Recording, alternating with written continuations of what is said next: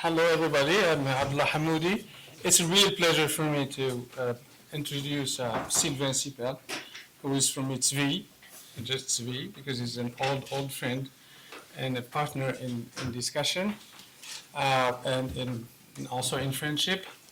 Tzvi, Sylvain Cypel, is a towering figure in the French journalism and beyond.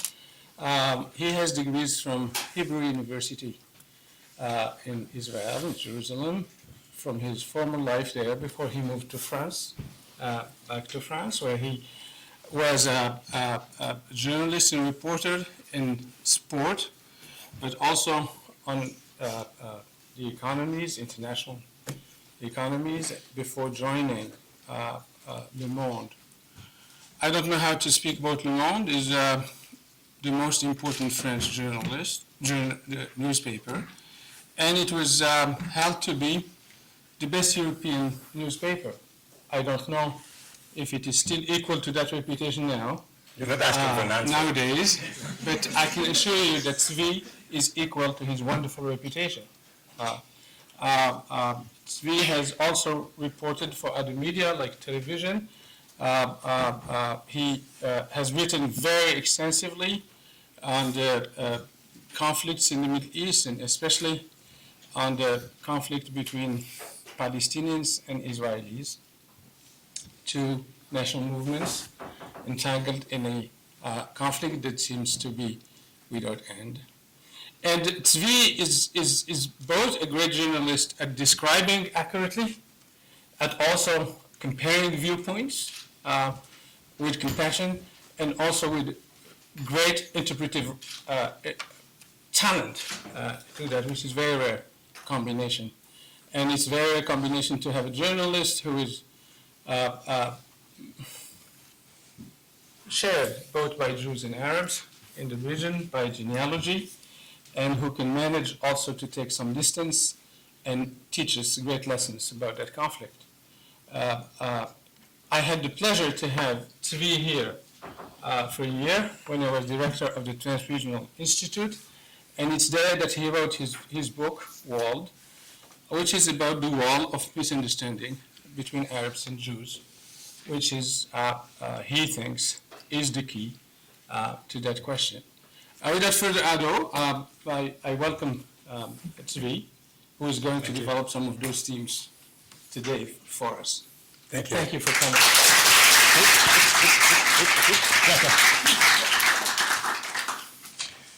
Well, this is yours, I believe. Thank you.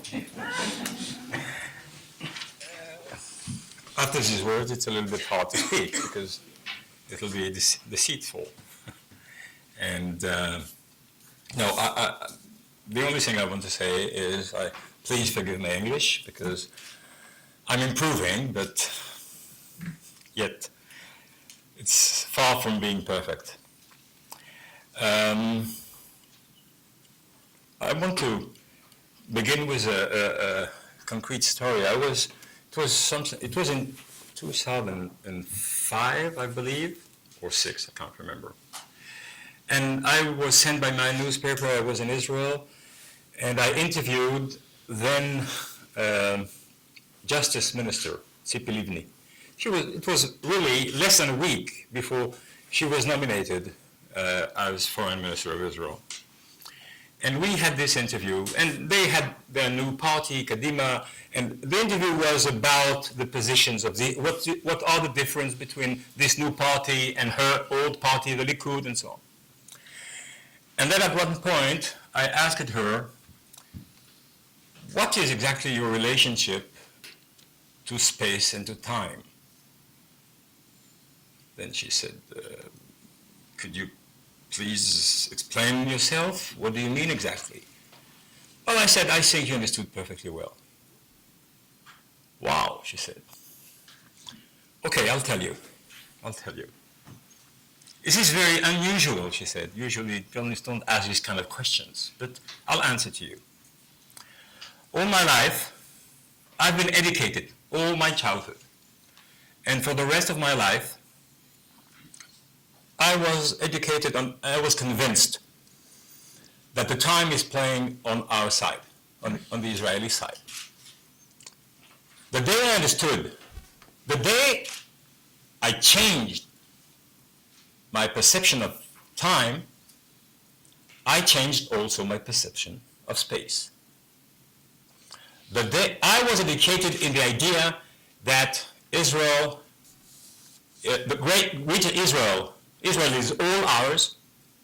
Palestinians are illegitimate here, and this is our goal, to have greater Israel. This was my education, my childhood, and my convictions. And the day I understood that the time doesn't play on our side, I also understood that we have to abandon that dream, and we have to give back the territories. Now, I will say something that maybe some of you will consider as provocative. I'm convinced that she is perfectly sincere. I'm convinced that the Prime Minister, Woodrow, thinks exactly the same. And he is sincere. They think that sincerely. Both of them, and so many others who are the present leaders of Israel, they are called in Israel the princes. Each of them is a prince. Why prince or princess? Why they are prince? Because their fathers were kings. Their fathers, Olmert and Livni and many others, they were the leadership of the Herut party. The father of Cypel Livni was the military head of Lehi, of the military branch of the Herut party. And the ideology of the Herut party was Greater Israel, forever. And even both sides, both banks of the Jordan at the beginning. So this was their education. I'm convinced that rationally they changed. They know that the question of territory will not be solved. They are full of regrets. They think that Ben-Gurion made a mistake in 48 not to take everything. They think that, etc., etc. But today, their conviction is that this is impossible. There is another people, and that's it. We can't. We can't take all the land. This is impossible.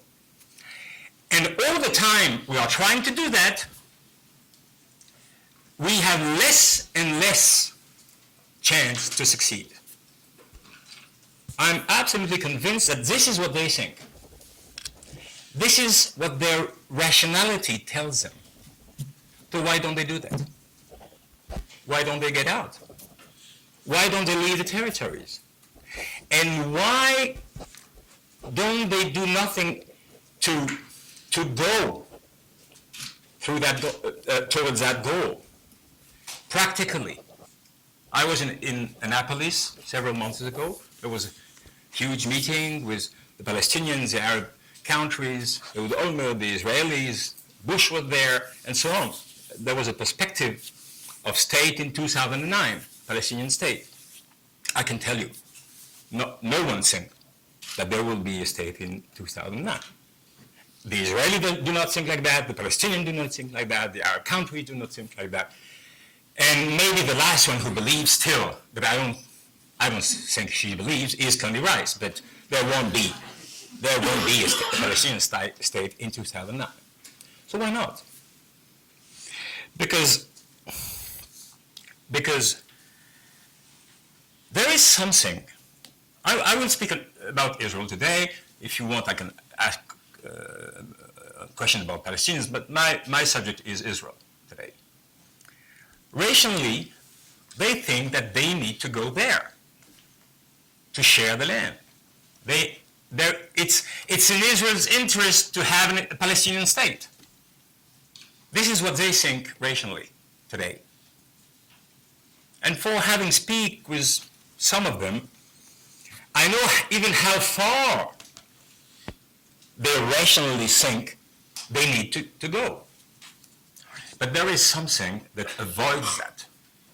And this is much more important than rationality. And what avoids that is the fact that they want to maintain a relationship of domination, whatever the solution is. What they can't share in their mind, in the view of the Arabs, of the Palestinian, in their heart, is that there can't be a situation where they will be equals, as you know, as it is written in the Declaration of Human Rights, equal in rights and in dignity. And this, the reason why no relationship of parity can exist between them is that they live in fear. They live in fear. They are frightened. And the two reasons are that, first of all, they are frightened.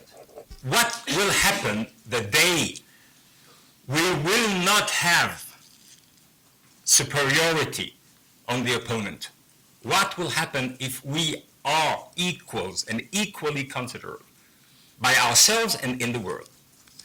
And the second aspect is that they are convinced that force can solve any problem in any circumstance.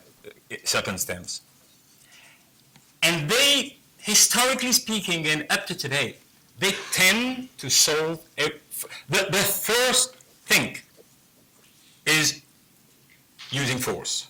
It doesn't mean they, in every circumstance, use force.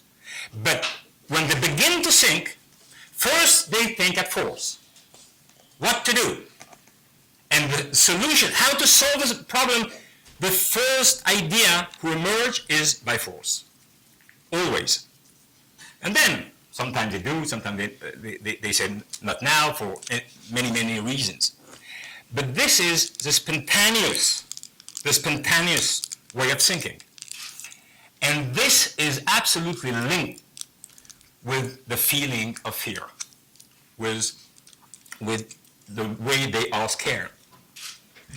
They are scared by parity because they think all the time that if there is parity, if we have no superiority, then we're lost.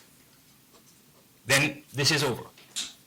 And there are many, many stories. I remember I was in Israel in the 60s, the 70s. I remember Dayan. Dayan said not once, not twice, he said 20 times, 50 times. It was a very famous sentence. I prefer Sharm el-Sheikh without peace to peace without Sharm el-Sheikh. And the argument said that we need strategic deeps and so on and so on. And then in 73, Sadat made war, and the end of the story was in 78, they had a peace agreement, King David first, President Carter, they had an agreement, mutual recognition, peace, and so on, and Dayan was the man who organized the agreement. And he was convinced that at the end of the day, strategically speaking, well, peace is better than debt. And than any strategic debt. This is better. But it happened only after a war. Up to the war, the Israelis repeated all the time that they prefer to keep Sharm el-Sheikh without peace to peace without Sharm el-Sheikh. And I would say that this cult of force is the main weakness of Israel. And I will add that the main weakness of their opponent and the main force of their opponent is their weakness. This is an unbalanced conflict in terms of force, of possibilities. The Israeli, they have never no fear to use force. Nothing can happen. No one can avoid them to do so. No opponent can avoid them to do so. They have the military and the diplomatic superiority. But I would add, they are also, as a society, socially, intellectually, stronger than any of them, of their opponents surrounding them. They are a semi-westernized society in front of progressive societies, dominated by dictatorial regimes, with Islam and a fatalist religious culture which is dominating these societies. So they are confronted to the Palestinians and moreover, societies that can never win them in the present situation. But societies and countries that know that they don't need to win in military terms. Not to lose is a victory. Not to lose is a victory. And they also know that this is perceived by the Israelis as a failure. And the last war in Lebanon was, I'll come to that after, the last failure, military failure in Lebanon was the proof of that. They didn't win, so they lost. And they lost in their own eyes. I was then in Israel again for my newspaper. I saw thousands of people in the street, and they say, "How come our army couldn't win? This is impossible." And they felt that they lost. Military speaking, they didn't lose. They can't lose. They didn't lose. But they didn't win. And not to win is losing in their own eyes. Now, this comes again and again, and one of the consequences of this cult of force is the place occupied by security in the mentalities, in the political framework. Because look, take the Second Intifada. I was again there at the beginning for the newspaper. And security was the instant argument was they need to stop. We didn't begin.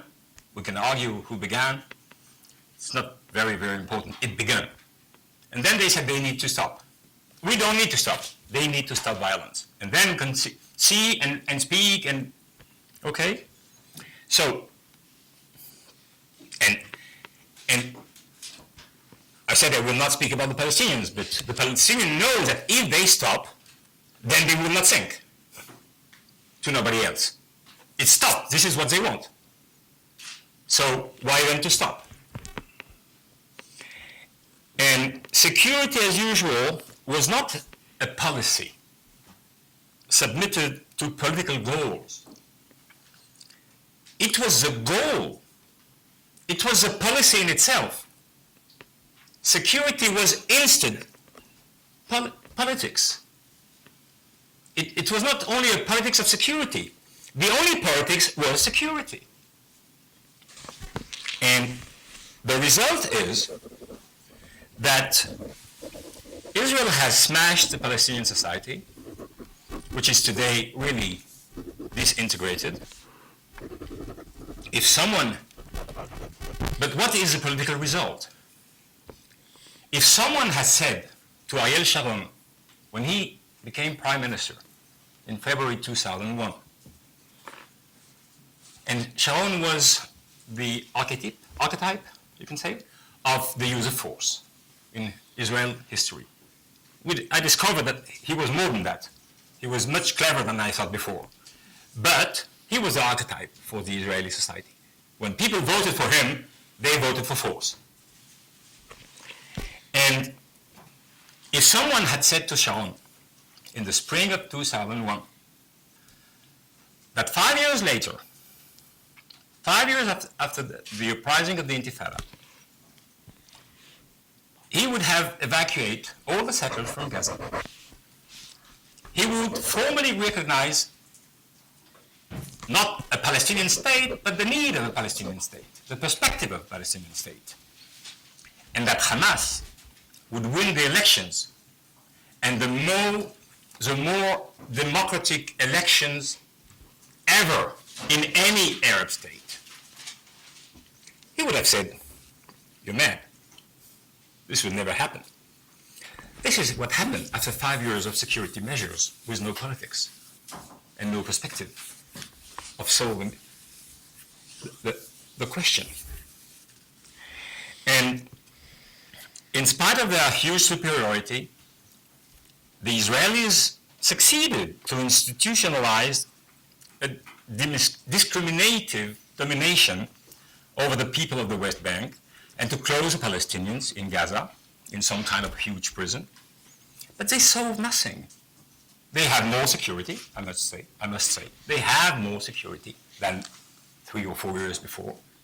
But they didn't, politically speaking, they didn't solve nothing with the Palestinian for the next future. And I'm personally very, very, I'm trying to choose my word.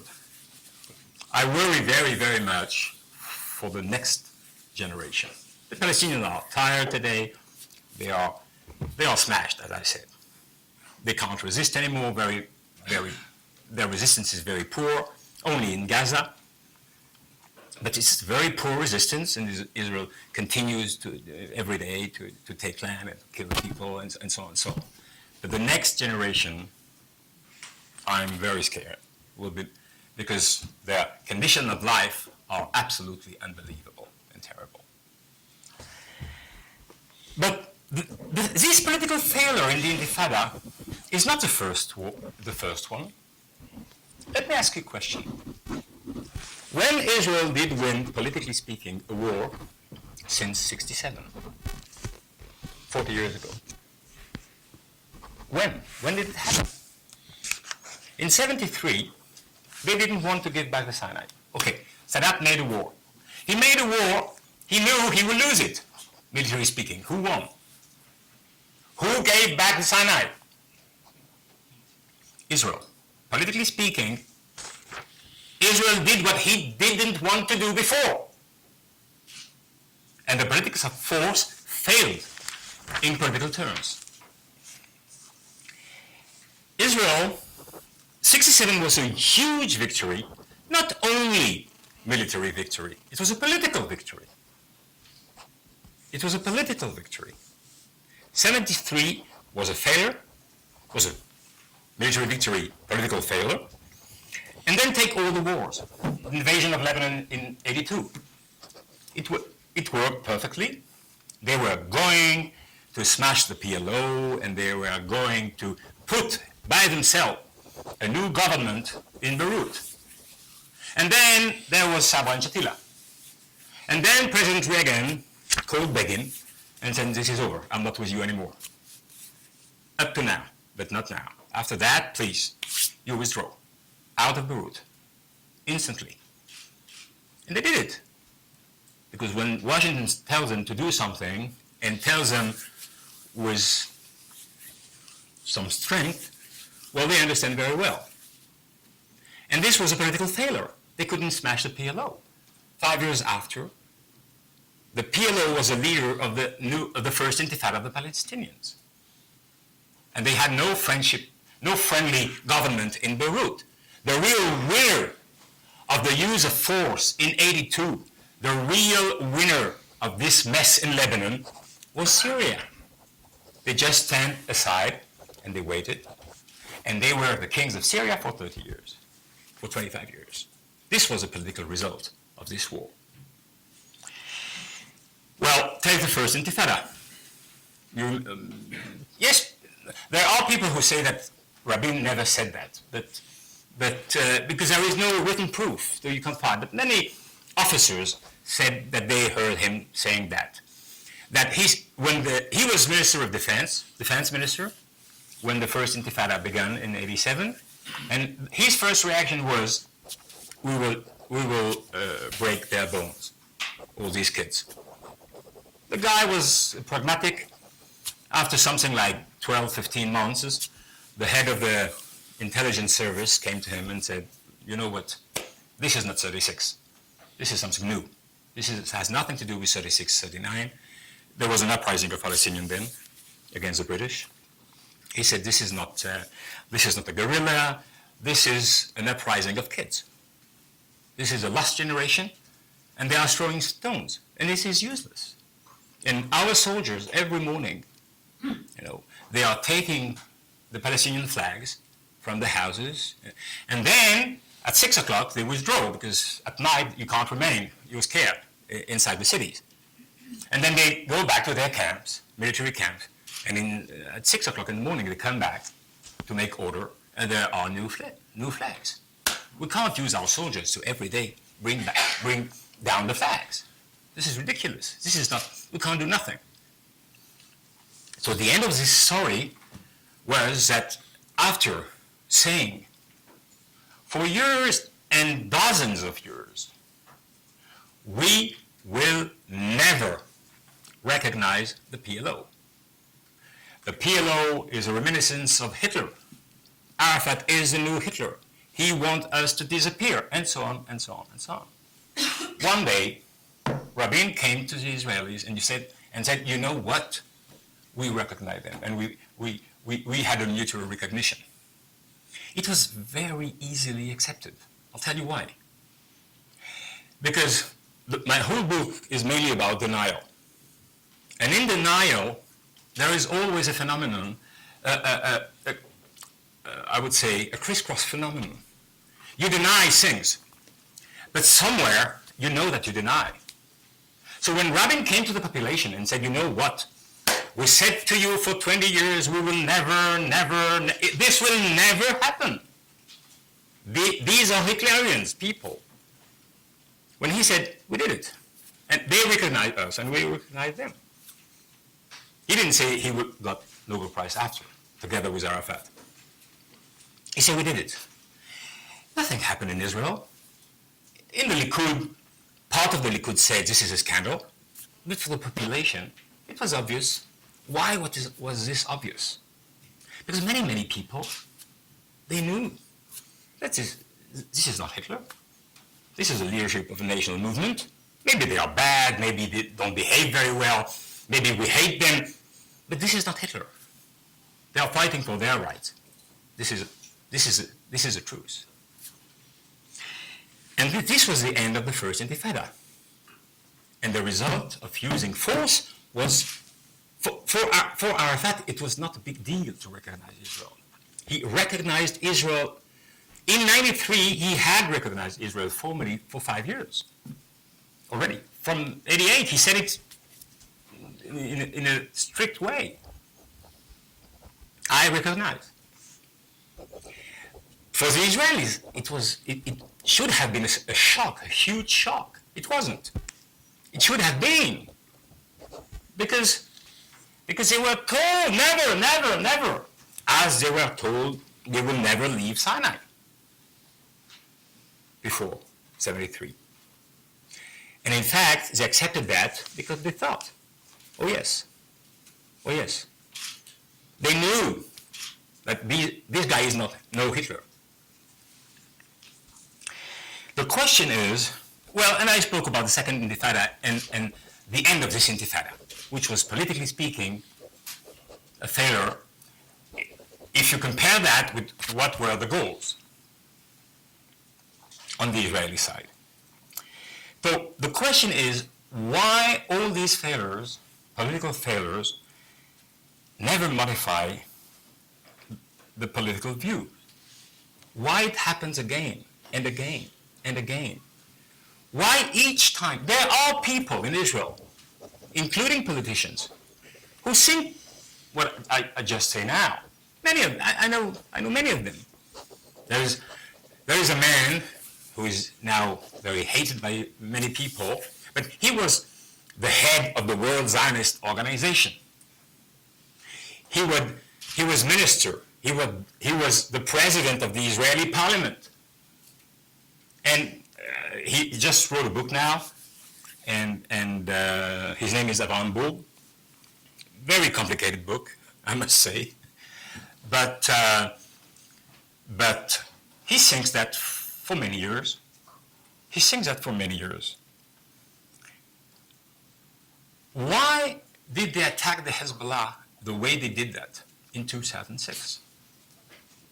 After the capture of 2 soldiers. Many people in Israel think that if Sharon was still, almost said in life, he is still in life, but he was not active. And if he was still prime minister, he would never make this war, never. The guy had a trauma with Lebanon. After 82, he saw 100,000 Israelis in the street saying, you are an assassin. So he said, no more with Lebanon. We have to find other ways, too complicated. And he knew very well the Syrians. Now, he wasn't there. So many people think he would never do that. But the problem is why? The generals came, the problem is not that the general came to the Prime Minister, Ehud Olmert, and said, we have a solution, we'll smash them. This military generals, this is their role, to say, we have a military solution. We can do that. This is not the problem. The problem is why Olmert said yes in 1 hour. Sharon was a general. I'm convinced that he would have said, okay, this is a solution, very well. What is plan B? If it fails, what do we do? What is plan C if plan B fails? Then what are the goals? What are the real goals? What are the public goals? He would have done that with them. This is not a question of minutes. We can wait. We have 2 days, 3 days. If this is a good plan, okay, we go. No, almost had gone. Because spontaneously, this is a way to resolve problems. The results were absolutely catastrophic. It was a catastrophe. More than that, it was not only a political mess and catastrophe. They didn't reach a single goal they had. Of course not eradicate the Hezbollah, as they said. But this was also, for the first time since a long time, half a military failure. The 3 last days were not good for the Israeli army. Were not good. Not only they couldn't succeed to stop Hezbollah firing rockets on the Israeli side, but the 3 last days were a real military mess. And then there were elections on the Palestinian side, and Hamas won. And then they decided that Gaza is a terrorist entity, and it ended. And they bombed and bombed and bombed, and then it didn't stop the firing on Sderot and other cities, Israeli cities. And the more they bombed, the less it succeeded. And they said, we will never negotiate with Hamas, and we will never recognize them, and we will never recognize the results of the elections. And then they had the last 3 weeks, 2 months ago, of huge bombing on Gaza, and up to the last day, the Hamas was able to send tiny rockets on Sderot. But I must say something. When you think that you can eradicate Hamas or eradicate Hezbollah, to whom are you lying? To yourself. Because even if Israel could succeed militarily to smash the Hezbollah in South Lebanon, how can they think that they will eradicate the Hezbollah? How come? Maybe some general can think like that, but normal politicians, they can think like that? This is absurd. Because, of course, Hezbollah is a so-called terrorist organization. And they are. And they kill a lot of people. But they are not only that. And they have political goals. It's a huge political and social movement. And if they have won politically, militarily, they could never reach that goal to eradicate the Hezbollah. Because Hezbollah is not only a terrorist movement, it is a political and social reality, and very strong among their own population. This is unbelievable, the way things are thought. By force, in 4 days. I met the head of the former Mossad. He's today a member of the parliament. When I was in Israel, it was during the war. And not Shabbat, Mossad. And he said to me, listen, what you have to be, because the head of staff, for the first time in the history of Israel, the head of staff came from the Air Force. It never happened before. And he said to me, this is really, only a guy from the Air Force could think that in 4 days he will eradicate the Hezbollah. He just bombed them, and that's it. He won. And it's over. Only an Air Force general can think in that way. And he said, what? We were there 18 years. We were in South Lebanon 18 years, not in the air, on the ground. And we could never eradicate them. So he will, with bombs in 4 days, eradicate. So the question is, this is the way they think.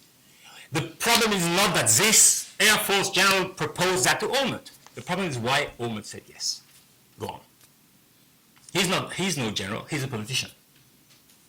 And he thinks the same way. If it is possible, do it by force. We will try to solve it by force. And then if it doesn't work, we'll see after. Now, after, they did the same with the Hamas, with no greater success. Okay, so the problem of their vision of the other is very complicated. The way they need to build an image of the other that correspond to their own need. Well, this is not peculiar to Israel. This is not peculiar to Israel. You know, I remember some American president saying after 3 weeks that the war is over. So this is not specific to Israel. But the way of systematically, and the Palestinians, to tell the truth, also do the same. And if I may say, most of us do a little bit the same in life. We build the image of the other based on our needs. We need to see them as we see them. But in Israel, it's not a little bit. It's not. It's a profound trend. It's a deep trend. It's almost some kind of reflex. This is the way they see the Arabs and the Palestinians. And the way that corresponds, that answers to their need to use force. And this is a huge problem. I think that Cypel is right. Time is not playing on the side of Israel, on the long perspective. And Israel today seems winning, and winning more every day. In the framework of the lonely relationship to the Palestinians. Every day Israel catch more land. Very few people speak about that, but it happens every day. Every day they build new separations inside the West Bank. Every day they close more and more the Gaza Strip. And what? What does it change? What does it change? Will the Palestinians stop willing to be occupied? Will they say, okay, thank you, we want to be occupied? Will the next young generation of Palestinians be more comprehensive, more submitted to Israeli wish and will. And I'm not here to forecast the future, but there is one thing that I'm sure of today. By themselves, I don't believe the Israelis. I'm convinced that today the Israelis are ruled in this kind of mentality. First force, the cult of force. It's a great Israeli writer who used that expression, David Grossman, the cult of force. And they are totally ruled in this vision. And they are unable to think differently. Again, because they live in fear. One can say that this fear is fabricated or irrational because they are so stronger than their opponents. But it doesn't modify the fact that this fear exists and is a cultural and psychological reality. To be strong and stronger than any of the potential opponents and to live in fear, this is their tragedy, this is their drama. Because this is what brings them to use more and more and more, to tend to use more and more and more, and to solve problems more and more by force. This is this basic fear. And I don't believe that as a pattern, we can break with that pattern, which, it needs to be said, is very common to many colonial societies. Israel is not only a colonial society, but in the territories, it is a colonial society. And the question is, who and how can stop that? I want to finish with that because, again, I don't see. I think something could have happened after 1993, after Oslo. They had 1 year, 18 months. Something could have happened. Then it went back to security. It was over. And today, after the second Intifada, I don't see how both societies will be ready to by their own, will go to some kind of agreement. I don't see that. I don't see that without external pressure. And I would say fair external pressure. In the history of Israel, it happened several times. It happened in 1948. Israel, for the first time, invaded Sinai, and President Truman took his phone, called Ben-Gurion, and said, "What exactly are you doing? Are you going to overthrow the Egyptian monarchy? Are you mad? Are you mad? 24 hours, withdraw." Well, 24 hours. In 1957, President Eisenhower called Ben-Gurion again. And he said, "Listen, you have to leave Sinai and Gaza. This is it. 1 week. 1 week. 1 week." In 1991, Bush father decided of the Madrid meeting, negotiation. Well, it was not really a negotiation. It was a conference, let's say. And Israeli Prime Minister Shamir said, "I'm not coming. I'm not coming because the PLO will be there and we do not recognize the PLO, and all the time the PLO is there, we are not coming. This is impossible." And James Baker, State Department, said to Mr. Shamir, "No problem. No, you don't want to come, don't come. There is no problem. But the $10 billion that the Congress has voted for the integration of Russian Jewry, you won't have it." Well, they came. They came. There was a very interesting debate at the Knesset. It was in the spring of '74. Sharon was the winner of the war in 73. He was the guy that crossed the Suez Canal, and military speaking, he was the winner of the war. And then there were elections, he was elected. And in his own party, a tiny party. And Dayan was Minister of Foreign Affairs, not Defense anymore, of Foreign Affairs.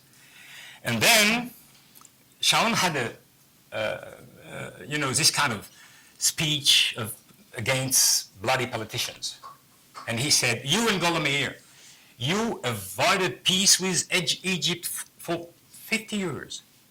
We could have smashed the Egyptian army. On a encerclé. We encircled the Egyptian Second Army. Totally. 150,000 people. They couldn't move anymore. And we could have had an Egyptian capitulation. And you didn't want that, and you avoided that. They could capitulate, and we would have peace for 50 years with Egypt. And then Dayan said, listen, you're a demagogue. You know perfectly well why you received the order to go back to the other bank of the Suez Canal.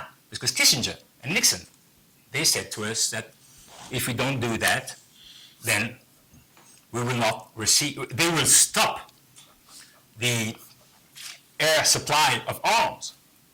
Well, without this American air supply, we can't afford a new war. So we had to do that. And then Sharon said, oh, come on. I'm no demagogue. I know perfectly well that Kissinger threatened you and said he would do that. He will stop the air bridge. But he would never do that. You know that. And Dayan had the last word. And he said, you know what? When Washington tells me something like that, I am no poker player. I'm not going to play just to see if this is a bluff or not. I'm sorry. I'm sorry. The balance sheet, this is too unbalanced. I'm sorry. I'm not doing that. I'm not doing that. When Washington says something, well, this is what happens. I don't see any reason why Washington will do that to Israel today. I'm convinced that Condi Rice today, she knows, I heard of many discussions she had with some Israeli ministers, in particular with Ehud Barak, and she was quite frank. When diplomats say, this was a frank discussion. They had some very frank discussions. She's convinced.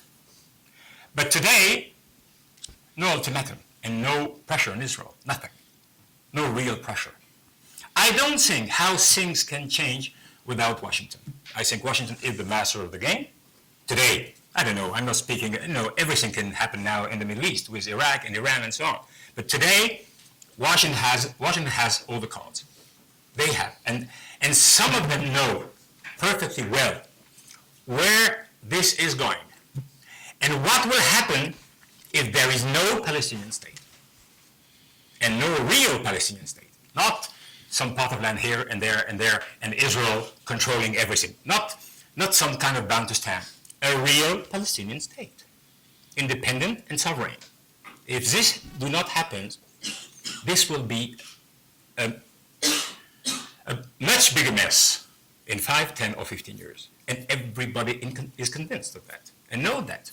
The question is political, and today no one can see and forecast this kind of pressure, American pressure. I think if this doesn't happen, and this can happen one day, I don't see today any very positive evolution in the area. Thank you. That's the conclusion.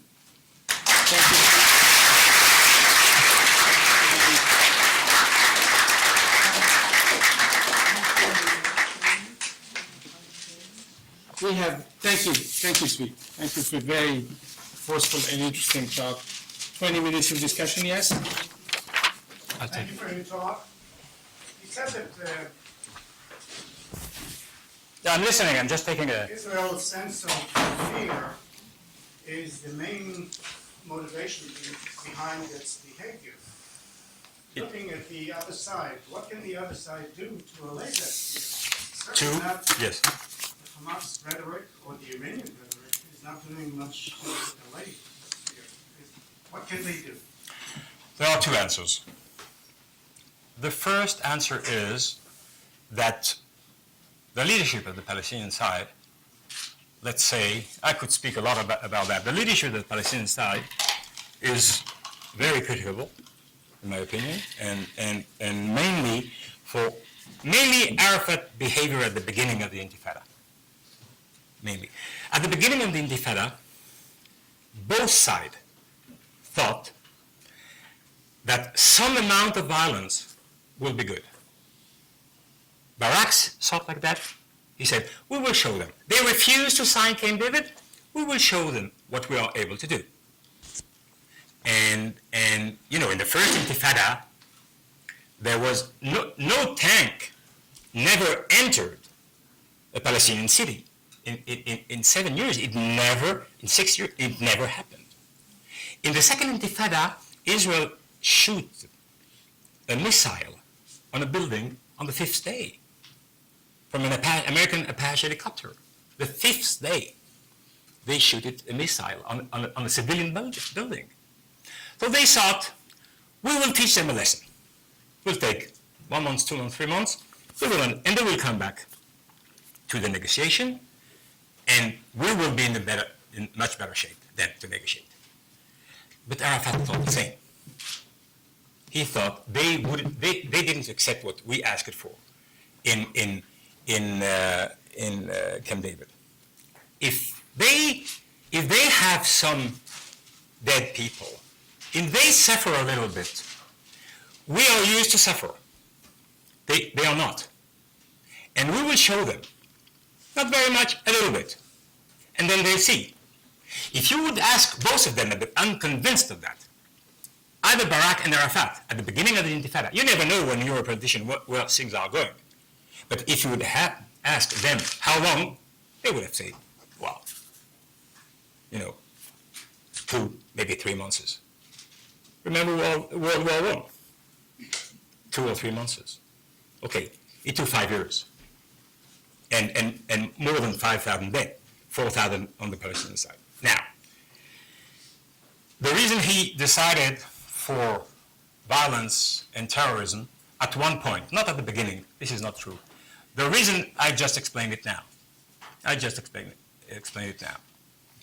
What could they do? The problem, there are two problems. They are confronted to the fact that, first of all, they are also very scared. And they feel that Israel have a policy of throwing them out all the time, taking the land and throwing it, and not giving to people to come back when they leave and so on and so on. So their main goal is to keep the land where they are. But, okay, I'll give it to someone else. But the second point is much greater. They have some experience. I say in my book, I was in Israel in a hotel near the cafeteria. There were 3 bombs in 1 week. No one was in the cafeteria. No one was in the cafeteria of the Cinematheque. No one was there. Israelis were scared. And the people, when you were speaking with them, they were speaking all the time about the Palestinians, the Palestinians, the Palestinians. I came back after 1 year. There was a truce. 6 months without any bombing. I went to the cafeteria. People were speaking. It was very nice. My wife, my children, my work. Nobody cares about the Palestinians. This is the experience of the Palestinians. If you stop acting through violence, if they don't suffer a little bit, they just forget. They just forget. They don't think about us. But we remain in our situation. This is their experience. Okay. They can do a little bit, not a lot. Not a lot. Yes. Sorry. Thank you very much for what your remarks were. I was just wondering if we could step back a little bit to January 2006 when Hamas won the victory. Yeah. Because of the fact that, the U.S. has been espousing this view of democracy promotion in the Middle East, and that's been top agenda for the Bush administration. How much of a failure for the Palestinian people was this like sort of Western delegitimization of their democratic process? I mean, Is their victory a failure? yeah, and have we pushed back any sort of real success by deeming this strong victory Shortly. completely illegal? Shortly. It's a failure of the Bush administration, a failure of the Israeli administration, and a failure of the Palestinian Can they administration. recover is really the question. But the problem is, I know why the people, it depends where. I know very well Ramallah. In Ramallah, there were two elections, one national, one local. The local, they have five people elected in Ramallah. 4 were Hamas, and the 5th one was for the Christians, so he could be elected because he had support of Hamas. They want all of them, the 5 in Ramallah. Listen, I know Ramallah. In Ramallah, people, women go in the street like you are, and people are going to dance at night on jazz music. So why did they vote Hamas? Not because they like, and not because they are Islamist. They were fed up with Abu Mazen, and it was said because of his corruption. I would say, not because of his corruption, because there is not so much corruption, because there is not so much to corrupt. Simply, there is not so much. But they were fed up with his failure to organize a society. He does nothing. And Arafat did nothing to organize his own society. And they were fed up. And they were fed up by his political failure. For years, he was sitting and asking Israel to negotiate. Well, there are no negotiations. Who believes him? Who can believe him? And then they voted Hamas, and for many other reasons, but not for religion. But religion is growing on the Palestinian side, very strongly. Yes, I think I had a question here. I have two concerns. First, a lot throughout the talk you have generalized about the Israelis and Palestinians. And I know for the Israeli side, Israel is a democratic country. For whom? For whom? Israel is a democratic country. There's both Israelis and Arabs who vote in Israeli elections. And the parties in Israel represent a very diverse amount of views. The people and the scholars in Israel, even such as yourself, represent very diverse views. Why not be more specific and say, this is the public opinion, this is what is shown. Secondly, in the last comment, you made it out that the Palestinian violence has been a function solely or mainly of Israel activity. Yes.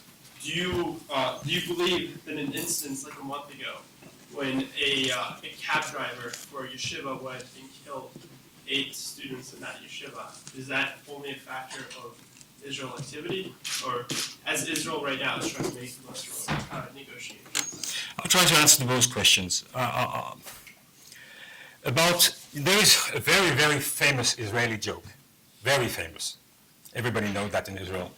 The joke says, because there is no constitution in Israel, there is no because it was ruled by the British. They had no constitution. They had no constitution for many reasons. The religious didn't want constitution and so on. So Israel has today 11 basic laws, but had 5 at the beginning in 48. 2 of these 5 laws say, what is Israel? It is a Jewish and democratic state. This is what is written. So Israel is not a republic, is not a monarchy, there is no definition of the state. But this is a definition. It is a democratic and Jewish state. So the joke goes like that. It is democratic for the Jews and it is Jew for the Arabs. This is Israel. This is a very good joke. There are 21% of the population which is not Jew. So if you restrain democracy to elections, you are greatly right. If democracy are elections, and that's it. If there are true elections, this is democracy, you're right. People are voting. Well, for years they couldn't vote for the parties they wanted. They wanted communists. They were not communists at all, the Palestinians, because they were forbidden to have a nationalist party. So they voted for the communists. Believe they were communists? No, of course not. Like they voted for the Hamas. But if democracy is election, you're right. democracy is not only elections. By law,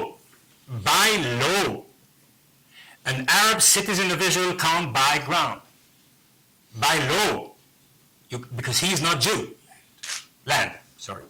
He can't. By law. Now, could you believe that in America, someone who is citizen and his yellow, black, green, whoever, had no right. Other citizens, they can. He cannot because of the color of his skin or his ethnicity. So the question of democracy is a difficult and ambivalent question, speaking with Israel, about Israel. The question of the yeshiva, I think there is something that for some reason I can't understand. Usually, terrorist acts by Palestinians are, how do you say, indiscriminate? They are, yes, they do that in buses, they do that, they just try to kill people, and sometimes to die by killing others. This one was not. It was Merkaz Arav. This is the main yeshiva of Gush Emunim, of the face block, which is the most aggressive and active political part of the settlers in the territory. He didn't choose any yeshiva. I'm convinced, and the people who send him, they choose that one. They choose that one because it had a political signification. So now, if you take other examples, you could be right. This one not. This one was very, very symbolic, very clear. Why did they do that there? These people are behaving in a terrible, terrible, terrible manner. And everybody knows that in Israel, And most of the Israeli people, they are fed up with them, to tell the truth. They are fed up. They are. You need to understand what they are taught in their school. Justify the killing of 15 No, I'm not here to justify or to condemn. I'm just here to try to explain what's happening. And the reason of the violence of the Palestinians is very simple. They are an occupied people. This is it. They are bad leaders, whatever you want.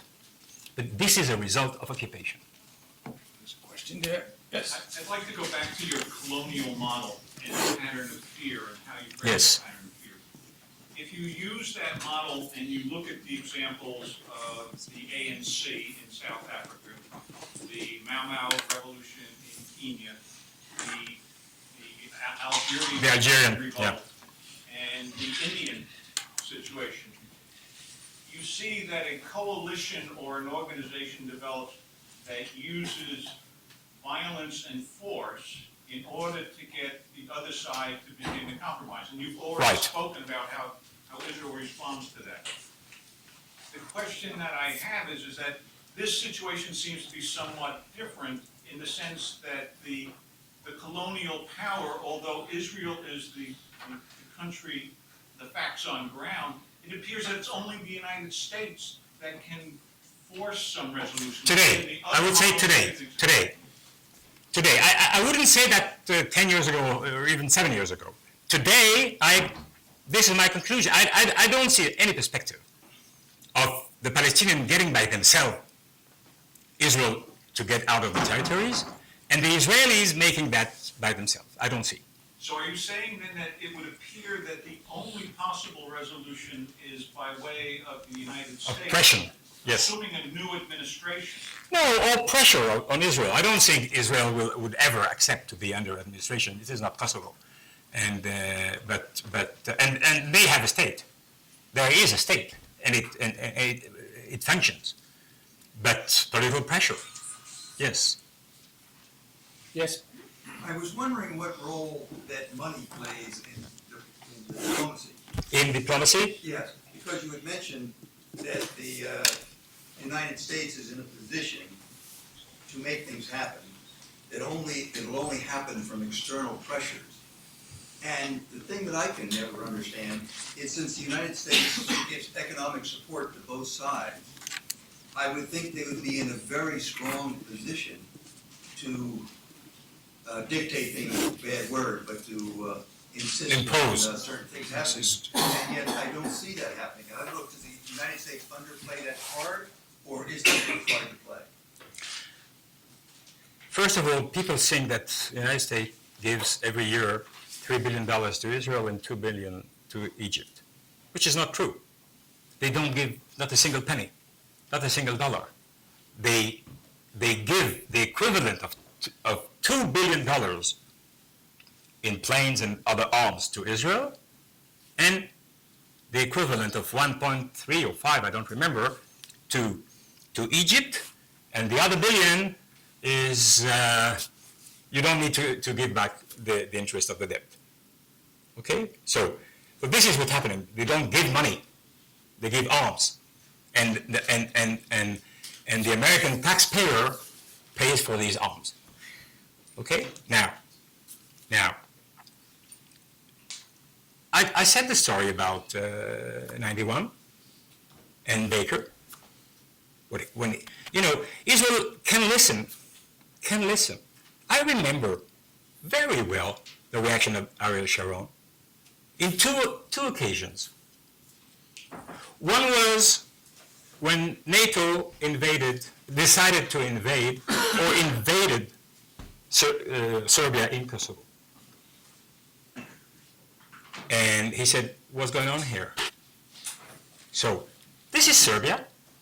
This is a part of Serbia, a province of Serbia. And the coalition of NATO and big states, they decide that Belgrade needs to withdraw its army. And if not, they are making war to impose their solution. What's going on there? So, the link with what's happening in the territories was quite clear. And after 9/11, the first week, Sharon was very scared. He spoke about München. He was he was terrified by the possibility that the American administration will react very differently than it reacted after 9/11. And he spoke about München and the risk of München, of capitulation, and so on.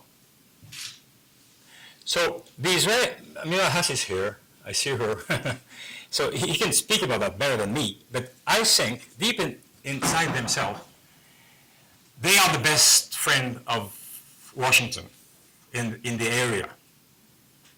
And their strength is very different from Saudi Arabia, for example. Because in Saudi Arabia, you have a regime which is an ally of America, but not the population. It is a regime that lives in the fear of its own population. In Israel, you don't have only a regime which is an ally. You have a population.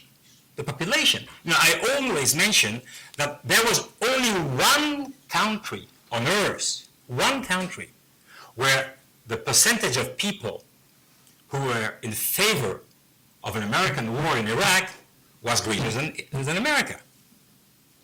It was in Israel. There were more people than in America itself who favored this war.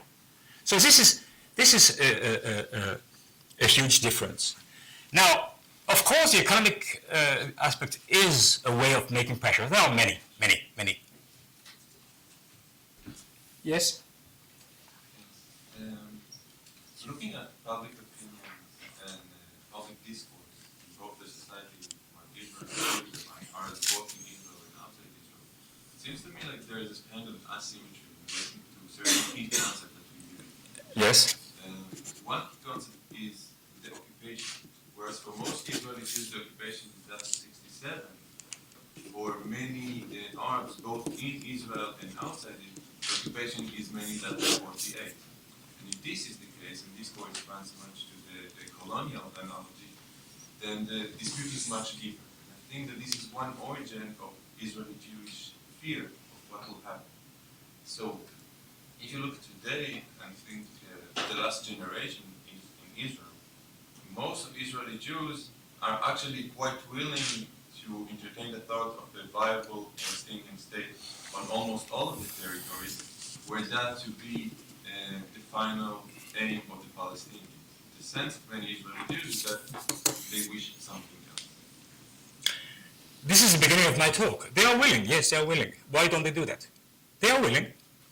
So what avoid them to go there? Why? The fear Why? that Okay. 67 Okay. is not the occupation And the fear of losing domination. That's what I said at the beginning. This is a main fear. What will happen to them? Actually, Listen. if they will lose domination and the Palestinians will become, for example, a Zionist, then I think the worst fear will materialize. If the Palestinians become Zionists, For example, if Well- they completely capitulate to the Israeli domination, then this will be actually the realization of the greatest fear, which is the annihilation of Israel Yes. as a Jewish state, and it's becoming kind of a binational. So I don't think that domination is the driving force, but rather the preservation of this complex entity of both democratic and Jewish, which is only viable in a very specific geographic and demographic terms. And this is what many, I think, Israeli Jews aspire to, and I'm fearing that most of the Palestinians are actually aiming into something which is quite different, not an ethnic national state.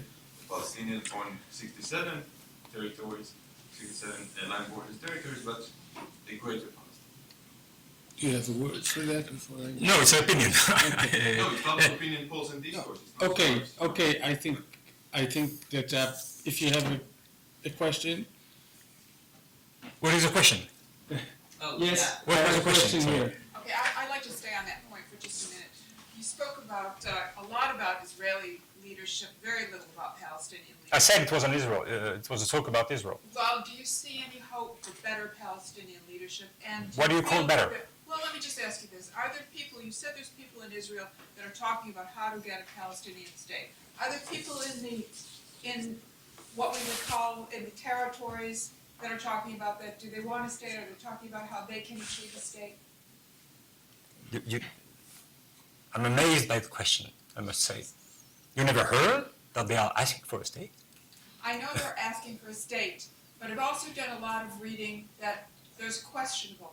Do they want a Palestinian state? I'll tell you. There is only one way to act. Truly, truly. Israel will not decide what will this state be. It's impossible.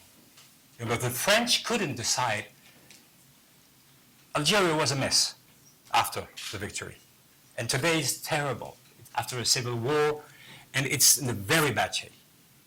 But France could negotiate how to keep oil on diplomatic relationship. They could negotiate several things. They couldn't do that the Algerian state will be the state that they want. This is not parity. I spoke about parity, the fear of what will happen if there is no parity anymore. The problem is how the Israelis understand that they cannot decide for the others. They cannot. And they are not entitled to do that. This is the only way to go to parity, to equality, to real recognition. Otherwise, it's impossible. You can't decide. And it can happen only, to tell the truth, I don't think, I can't forecast real peace, including if Israel was withdrawn from all the territories. After what happened recently, I don't believe that people suddenly, you never know, but I don't believe that suddenly people will love each other and so on and so on. What I know, that if that didn't happen, if that does not happen, there is no way to go nowhere else, but war and maintaining domination. This is a problem. But and then after such a withdrawal, then maybe their state will be nice, maybe not. I'm not very confident, to tell the truth, but it will be theirs, and they deserve it. That's it. Yes. Well, I heard you say a lot, basically, that America is the king player, and that if there's going to be a Palestinian state, we're going to have to make it that way and force Israel to concede. If this happens, don't you think it could be pretty possible that Israel would kind of backlash the people would backlash if they're not also consensual, and that we'd get a situation where Israeli people are bombing Palestinians who are moving back into their old homes and. I said, I don't say, again, I don't think that if such a thing happens, I can't forecast it. Today, this is not what we are seeing happening. It doesn't happen. But if it was happening in any circumstances, again, I don't think that that from the first day, this will be the end of any violence. No, I don't think so. I think this is a framework. This is a framework that allows things to happen. Without that, nothing will happen. And nothing will cease. But then, of course, there will be violences. I believe so. I can't imagine or forecast. I'm not trying to do that. I just say this is a precondition. This is a precondition. The end of occupation. And I think that the law of the game has changed. Unfortunately, I said, I disagreed with many friends of mine, for example. They were not confident in, or Palestinian friends, or Israeli friends. They were not confident in Camp David. I was at the beginning. I think they had an opportunity for some months. They had it. They failed, but they had it. They had it. Today we are 14 years after. For 14 years, Palestinians are waiting tomorrow morning. Tomorrow, and now 2009, and I don't think. Remember what was Camp David? Camp David was... Camp David or Oslo? Oslo and then Camp David. Oslo and then Camp David. Oslo was the land for the peace. This was Oslo. If there is peace, Palestinians will have land. This is over. I don't believe in that anymore. I believe in the opposite today. It's land for peace. The problem is for the Israelis. If there is a withdrawal, if they have their land, maybe not. I don't know, maybe. The possibility will exist. The end of occupation will open a possibility. Without that, there won't be peace anyway. Yes. A question. There's some analysts who believe that there's a new anti-Semitism in France, and that it's not coming from the left or the far right, that it's coming from disgruntled, underprivileged Muslim French populations who are transposing the Israeli-Palestinian conflict onto the French domestic Jews, a revival of communitarism and fears of this sort. Do you believe this is the case? First of all, I didn't come to speak about that, so I'm not a specialist about what's happening in France. This is not my specialty. Sorry. Very quickly, very quickly. It's a huge question. Very quickly, there is a new phenomenon, which is based on Arabs and Muslims in general that are looking at that are using the Intifada. Okay, there is such a phenomenon. It hasn't got the size that was described here, in my opinion. It is new, it is real, it is not so big. It is not so big. And it didn't scare very many Jews. I'm reading the New York Times, and once a month there is some article that somewhere in Brooklyn there is a cemetery where that was profanated, a Jewish cemetery that was profanated just 2 weeks ago and 6 weeks ago again. And this is the kind of phenomenon that happened in France. And it, in my opinion, no more. There were no Jew has been killed. Many Arabs have been in France. There were two, actually. There was one. We have 4 minutes. We are going to take 2 very short questions. But not on France, please. Sylvain to do. Not on France. No, 2 short questions and 2 short answers. Yes. All right, first of all, I just wanted to say that your speech has been wonderful. I wish you would speak around the country. I think more people need to hear this. I think, sadly, people in America don't know an awful lot about what's going on over in Israel. I don't think they really know about apartheid over there, which Carter has been crucified for when he wrote his latest book and came out and talked about apartheid in Israel.